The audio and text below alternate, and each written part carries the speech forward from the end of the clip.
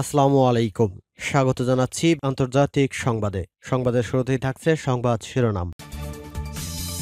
জানিয়ে দিব হাতে থাকা সর্বশেষ আপডেট আন্তর্জাতিক সংবাদ। প্রথমেই সংবাদ শিরোনাম। সিরিয়ার শরণার্থীদের ফেরাতে নতুন ঘোষণা এরদোয়ানের। এরপর জানিয়ে দিব আসাদের পতনে সিরীয়দের অভিনন্দন জানালো হামাস। এদিকে ভারত একটি রাফায়েল যুদ্ধ বিমান পাঠালে বাংলাদেশ কেঁপে উঠবে, বিজেপি নেতার আস্ফালন। এরপর জানিয়ে দিব আঞ্চলিক পরিস্থিতি নিয়ে বুধবার ভাষণ দেবেন খামেনি। আরও জানিয়ে দিব ইউক্রেনকে সহায়তা কমিয়ে দেওয়ার ঘোষণা ট্রাম্পের। সর্বশেষ জানিয়ে দিব সিরিয়া জুড়ে একাধিক বিমান হামলা চালিয়েছে ইসরায়েল। এতক্ষণ শুনছিলেন সংবাদ শিরোনাম, এবারে বিস্তারিত। তবে অনুরোধ থাকবে ভিডিওটিতে একটি লাইক করবেন এবং কমেন্ট করে জানিয়ে দিবেন কোন জেলা থেকে আপনি আমাদের এই ভিডিওটি দেখছেন। সিরিয়ার শরণার্থীদের ফেরাতে নতুন ঘোষণা এরদোয়ানের। 2 দশকের বেশি সময় পর মাত্র 12 দিনে নাটকীয়ভাবে সিরিয়ার স্বৈরশাসক বাশার আল আসাদের পতন হয়েছে। তার পতনের পর নতুন দিনের স্বপ্ন দেখতে শুরু করেছেন সিরিয়ার নাগরিকেরা। এরই মধ্যে দেশটির শরণার্থীদের নিরাপদে দেশে ফেরাতে নতুন ঘোষণা দিয়েছেন তুরস্কের প্রেসিডেন্ট রিসেপ তাইব এরদোয়ান। সোমবার 9 ডিসেম্বর সংবাদ মাধ্যম ডেইলি সাবার এক প্রতিবেদনে এ তথ্য জানানো হয়েছে। এরদোয়ান বলেন, সিরিয়ার সঙ্গে দক্ষিণের সীমান্তবর্তী গেট খুলে দিবে তুরস্ক। সিরিয়ার প্রেসিডেন্ট বাশার আল আসাদের পলায়নের পর লাখ লাখ শরণার্থীর নিরাপদ ও স্বেচ্ছায় প্রত্যাবর্তনের সুযোগ দিতে এ পদক্ষেপের ঘোষণা দেন তিনি।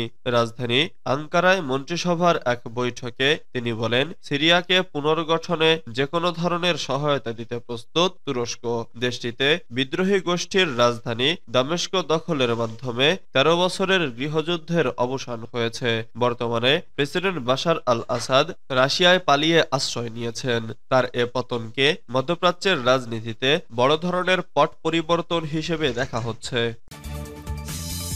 আসাদের পতনে সিরীয়দের অভিনন্দন জানালো হামাস। প্রেসিডেন্ট বাশার আল আসাদকে ক্ষমতাচ্যুত করে স্বাধীনতা ও ন্যায় বিচারের আকাঙ্ক্ষা অর্জন করায় সিরিয়ার জনগণকে অভিনন্দন জানিয়েছে ফিলিস্তিনের স্বাধীনতাকামী সংগঠন হামাস। খবর রয়টার্সের। সোমবার 9 ডিসেম্বর এক বিবৃতিতে হামাস বলেছে, আমরা সিরিয়ার মহান জনগণের পাশে দৃঢ়ভাবে রয়েছি এবং সিরিয়ার জনগণের আকাঙ্ক্ষা, স্বাধীনতা এবং রাজনৈতিক পছন্দকে সম্মান জানাই। সশস্ত্র গোষ্ঠীটি আরো বলেছে, আসাদ পরবর্তী সিরিয়া ফিলিস্তিন জনগণের প্রতি সমর্থনের ক্ষেত্রে ঐতিহাসিক ও গুরুত্বপূর্ণ ভূমিকা জারি রাখবে বলে আশা করছে তারা। পৃথক এক বিবৃতিতে ইরান সমর্থিত আরেক গোষ্ঠী ও হামাসের মিত্র ইসলামিক জিহাদের প্রধান রিয়াদ আল নাথালা প্রায় একই ধরনের আশা প্রকাশ করেছেন। নাথালা বলেছেন, ইসলামিক জিহাদ প্রত্যাশা করেছে ফিলিস্তিনি জনগণের ন্যায্য দাবির প্রতি সিরিয়ার সত্যিকারের সমর্থন থাকবে, যেমনটি সব সময় ছিল। সিরিয়ার পলাতক প্রেসিডেন্ট বাশার আল আসাদের বিরুদ্ধে 2011 সালে গড়ে ওঠা দেশটির সুন্নিপন্থী মুসলিমদের আন্দোলনের প্রতি প্রথমবারের মতো প্রকাশ্যে সমর্থন জানিয়েছিল হামাস। পরে 2012 সালে দামেস্কে নিযুক্ত নিজেদের সদর দফতর খালি করে সংগঠনটি, যা আসাদের ঘনিষ্ঠ মিত্র ও তাদের পৃষ্ঠপোষক ইরানকে ক্ষুব্ধ করে তুলেছিল। ভারতের একটি রাফায়েল যুদ্ধবিমান পাঠালেই বাংলাদেশ কেঁপে উঠবে, বিজেপি নেতার আস্ফালন। ভারতের পশ্চিমবঙ্গ রাজ্যের বিজেপি নেতা শুভেন্দু অধিকারী বলেছেন, ভারত যদি একটি রাফায়েল যুদ্ধবিমান পাঠানোর সিদ্ধান্ত নেয় তাহলেই বাংলাদেশ কেঁপে উঠবে।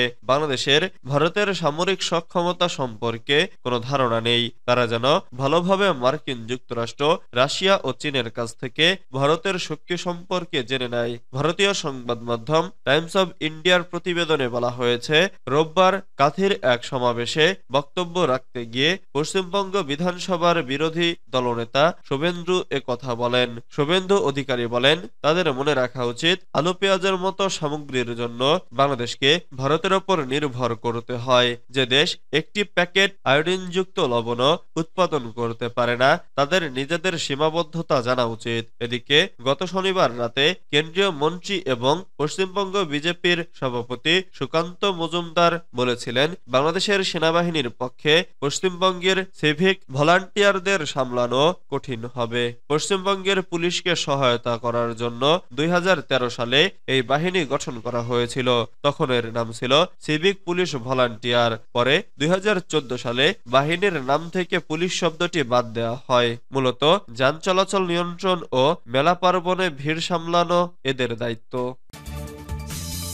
আঞ্চলিক পরিস্থিতি নিয়ে বুধবার ভাষণ দেবেন খামেনি। ইরানের সর্বোচ্চ ধর্মীয় নেতা আয়াতুল্লাহ সাইদ আলী খামেনি আঞ্চলিক পরিস্থিতি নিয়ে বুধবার একটি গুরুত্বপূর্ণ ভাষণ দেবেন। ভাষণটি বুধবার সকালে তেহরানের ইমাম খোমেনি হোসেইনিয়া অনুষ্ঠিত একটি সভায় দেওয়া হবে, যেখানে শত শত মানুষ উপস্থিত থাকবেন বলে জানিয়েছে বার্তা সংস্থা ইরনা।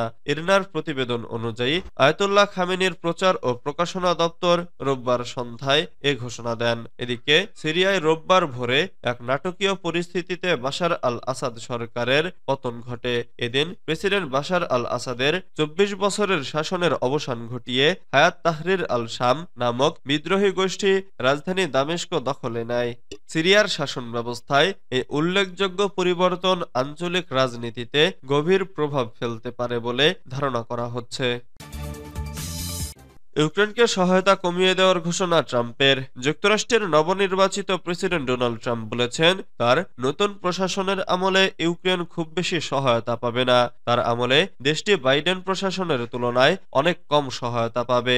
এ সময় তিনি ইউরোপের তরফ থেকে ইউক্রেনকে দেয়া তুলনামূলক কম সামরিক সহায়তা দেওয়ার বিষয়টিও তুলে ধরেন। রোববার মার্কিন সম্প্রচার মাধ্যম এনবিসি মিট দ্য প্রেস অনুষ্ঠানে একটি বিশেষ সাক্ষাৎকারে নবনির্বাচিত প্রেসিডেন্ট ডোনাল্ড ট্রাম্প জানান, তিনি দায়িত্ব নেয়ার পর ইউক্রেন সম্ভবত কম সামরিক সাহায্য পাবে। তিনি বলেন, আমরা $350 বিলিয়ন জন্য দায়বদ্ধ, আর ইউরোপ $100 বিলিয়ন। কেন ইউরোপ আমাদের সমান ভূমিকা রাখছে না? ইউক্রেন যুদ্ধ শুরু হওয়ার পর থেকে দেশটির জন্য দেওয়া ইউরোপ ও যুক্তরাষ্ট্রের সামরিক সহায়তার প্রসঙ্গ টেনে ট্রাম্প উল্লিখিত মন্তব্য করেন। এ সময় তিনি ইউক্রেনে ইউরোপীয় দেশগুলোকে আরো বেশি সামরিক সহায়তা দেওয়ার আহ্বান জানিয়ে বলেন, একটা বিষয় হওয়া উচিত, আর তা হলো ইউরোপ সমতা আনবে। এদিকে শনিবার মার্কিন প্রধানমন্ত্রী লয়েড অস্টিন ইউক্রেনের জন্য $988 মিলিয়ন একটি নতুন অস্ত্র ও সরঞ্জাম সহায়তা প্যাকেজ ঘোষণা করেছেন, যা ইউক্রেনে রাশিয়ার আক্রমণের পর চলমান সংঘাত মোকাবেলায় সাহায্য করবে। যুদ্ধ শুরু হওয়ার পর থেকে যুক্তরাষ্ট্র ইউক্রেনকে মোট $62 বিলিয়ন বেশি সহায়তা দিয়েছে। সিরিয়া জুড়ে একাধিক বিমান হামলা চালিয়েছে ইসরায়েল। ইসরায়েলি সিরিয়ার বিভিন্ন স্থানে যুদ্ধবিমান নিয়ে একাধিক হামলা চালিয়েছে ইসরায়েল। সোমবার 9 ডিসেম্বর সিরিয়ার গণমাধ্যম জানিয়েছে, এমনকি রাজধানী দামেস্কেও হামলা চালিয়েছে তারা। ব্রিটিশ সংবাদ মাধ্যম বিবিসি এ খবর জানিয়েছে। যুক্তরাজ্য ভিত্তিক Syrian observatory for human rights জানিয়েছে, সামরিক লক্ষ্যবস্তুতে 100টিরও বেশি হামলা হয়েছে। স্থানীয় গণমাধ্যমের প্রতিবেদন অনুযায়ী হামলার লক্ষ্যবস্তুগুলোর মধ্যে একটি গবেষণা কেন্দ্র ছিল, যা রাসায়নিক অস্ত্র উৎপাদনের সাথে সম্পৃক্ত বলে সন্দেহ করা হচ্ছে। বিশেষ করে ওই কেন্দ্রটি রকেট উন্নয়নের জন্য ইরানি বিজ্ঞানীদের দ্বারা ব্যবহৃত হতো বলে মনে করা হচ্ছে। SOHR জানিয়েছে, গত 2 দিনে ইসরায়েল শতাধিক বিমান হামলা চালিয়েছে। এই হামলার ঘটনা এমন সময় ঘটছে যখন জাতিসংঘের রাসায়নিক অস্ত্র পর্যবেক্ষক সংস্থা সিরিয়ার কর্তৃপক্ষকে সন্দেহভাজন রাসায়নিক অস্ত্র মজুদ নিরাপদে রাখার জন্য সতর্ক করছে। ইসরায়েলের দাবি, আসাদ শাসনের পতনের পর অস্ত্র যেন উগ্রপন্থীদের হাতে না পড়ে তা নিশ্চিত করতেই তারা এ পদক্ষেপ নিচ্ছে। এছাড়া সিরিয়ার 3টি বিমানবন্দর ও সামরিক অবকাঠামোতে হামলা চালানো হয়েছে।